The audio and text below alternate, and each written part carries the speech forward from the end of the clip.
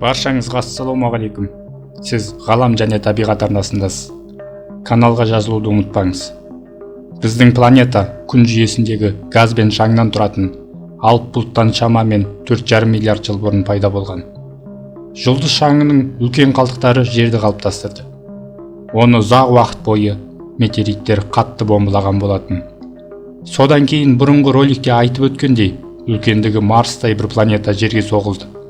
Бұл апат бізге айды сыйлады.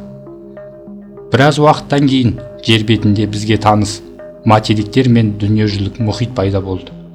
Вулканизм тынышталды. Осылай планетамыз өмірге дайын болды. Бірақ кейін мұндай кең аумаққа патша керек болды. Және міне осы жерде мәселе туындады. Өйткені патша болуға ниет білдірушілер көп болатын. Құрлық ең күшті, қорықпайтын, қысқасы құрлықта қанішер жыртқыш туралы айтқанда бәрі бірден балборсықты еске алады. Балборсықтың орысшасы медоед. Иә, бұл жігіт кереметтілік жағынан чемпион. Оны ештеңе алмайды. Балборсық терісінің қалың болғаны сонша, оны тістеп қана қоймай, кесудің өзі өте қиын. Балборсықтың батылдығы жайлы деректер интернетте аңызға айналған. Сонымен қатар олар айлакер, епті және ақылды. Қауіпті қарсыластарын аулақ болуға тырысады. Күте тұрыңыз, әлемдегі ең қорқынышты жануар ретінде беделіне қарамастан, балборсықтар қиындықтардан аулақ болуға тырысады. Кейде арыстанның немесе барыстың жаңа іздерін көрсе, ол тамақ іздеуін тоқтатып, өз ұңғымаларына тығылғанды жөн көреді. Және ірі жыртқыштарға шабуыл тек күтпеген жерден болады. Яғни аяқ астынан кезіктіріп қалса, немесе қашарға тесік таппай қалса. Ал өздігінен ол жыртқыштарға шабуыл жасамайды. Балборсығы жер қазып, ін жасап жатқанда айналасында не болып жатқанын көрмейді. Сондықтан арыстанның жақындауы жағымсыз тосын сый. Сол үшін қалыпты жағдайда жасырынуға болатын нәрседен шабуыл жасау арқылы қорғанады. Жақсы. Бірақ балборсық болмаса, құрлықтың патшасын кім деп санауға болады? Бәрі аймаққа байланысты.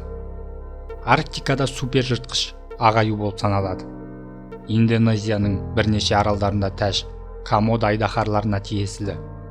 Басқа аймақтарда аллигаторлар мен қоңыр аюлар қоректік тізбектің жоғарғы жағында болуы мүмкін. Басқа жерлерде қасқырлар мен арыстандар, немесе жолбарыстар сияқты үлкен мысық тұқымдастарға тиесілі. Дегенімен, ең керемет жыртқышқа дауыс беруің керек болатын болса, мен ағаюды таңдар едім. Қарап тұрсаңыз, үлкен, ауыр, қалың жүнді және табиғи сауыт сияқты жұмыс істейтін май қабаты бар. Бұл май қабаты оны кез келген соққыдан қорғайды. Ұзын өткір тырнақтары мен күшті аяқтары бар. Оның көмегімен ағаю олжасының терісін жырта алады. Қар мен жұқа мұзда жүру қабілеті, иіс сезу қабілетін айтпасақ та түсінікті. Бұл жыртқыш қар арқылы 1,5 шақырым қашықтықтағы өз олжасын иіс арқылы таба алады. Оның үстіне ағаю шынымен де ешкімнен қорқпайды. Өйткені оны Арктикада ешкім ауламайды.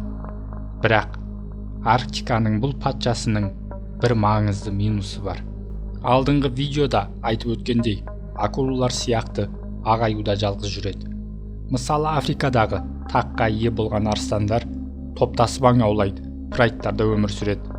Сіз менің не айтқалы тұрғанымды түсінген боларсыз.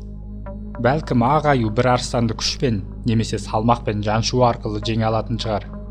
Бірақ арыстандар арктикалық жыртқышқа бүкіл прайдымен шабуыл жасайтын еді. Ал бір прайдта 20-ға дейін арыстан болуы мүмкін. Иә, аюда мүмкіншілік болмайтын сияқты. Ал бұл өз кезегінде арыстандар құрлықтың патшасы дегенді меңзейді. Сіз бұған келісесіз бе, келіспейсіз бе, өз ойыңызды комментке жаза кетіңіз.